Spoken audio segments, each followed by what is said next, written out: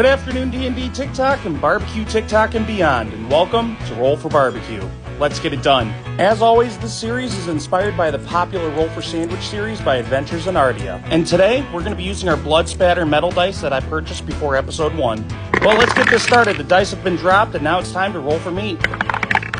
6 oddities. Alright, let's see what we're cooking today. Here we go. 1 tofu. Well, it looks like my vegan neighbor's going to be happy about this one. We're going to go ahead and slice into this and drain the water off of it. Now, I've never worked with tofu before, so this is all new to me. Honestly, I'm thinking the best option of attack here is to cut it in half and then cut it into bite-sized pieces. And, with the snap of my fingers, we're on a tray. Now that we have that tofu laid out, it's time to roll for binder. 3 mustard. Alright. Now, I've heard that tofu absorbs the flavor of anything you put on it, so I'm worried that it's going to actually take on this mustard profile. But again, I could be terribly wrong. We're going to make sure that we cover every little bit so we can get that seasoning on. Let's roll for rubs. 9 Doritos and 16 Tajin. Well, if I'm pairing these two together, we're going to use the spicy sweet chili Doritos.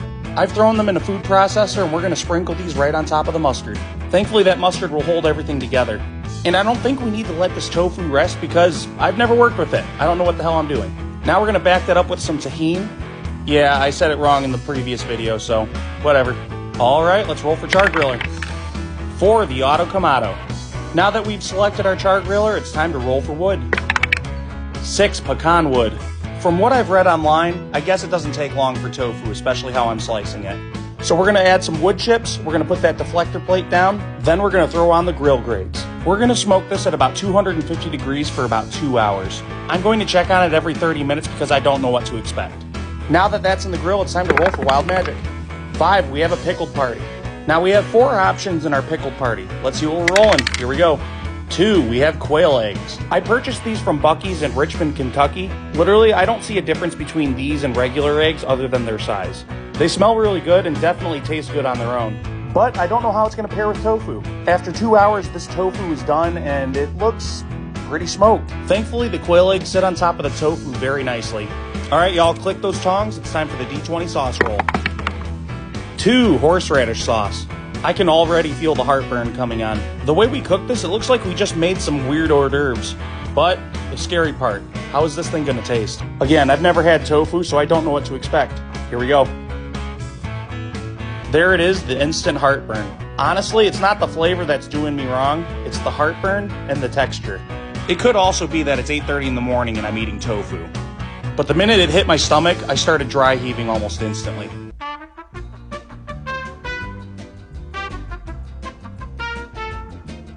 That wasn't fun. I'm going to try to give this the benefit of the doubt and try it again, and no, it's not working.